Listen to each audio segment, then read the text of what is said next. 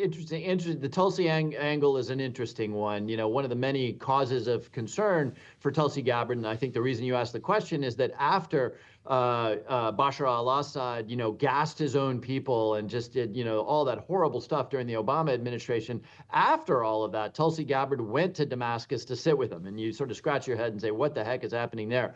I can't imagine it's a happy thing for Tulsi Gabbard's confirmation process in the Senate to have all of the senators and much of the world reminded of what an appalling character Assad is. So yeah, I'm sure. I don't think Tulsi's timing was, or at least the timing of this rebellion against Assad was particularly good for Tulsi Gabbard. But look, it's a remarkable event. It's pretty clear that the rebels saw that Assad's helpers, that is to say the Iranians and the Russians, are, shall we say, occupied elsewhere, and took advantage of that fact to really make remarkable gains. They've taken the city of Aleppo. I understand they may have taken some of the cities on the way to Damascus, Homs and Hama.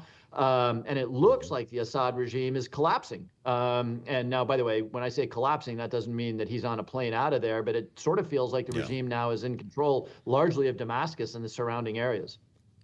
When you hear members of Congress call Tulsi Gabbard a Russian asset, what do you say?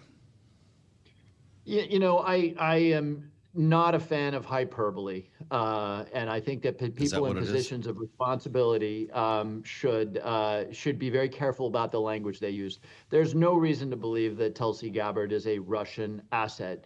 There is also no reason to believe that she has the experience or the temperament necessary to have the top position in our intelligence community. But look, when we start throwing around loose language like that, what we do is we degrade the quality of the really important conversations that we do need to have about our national security.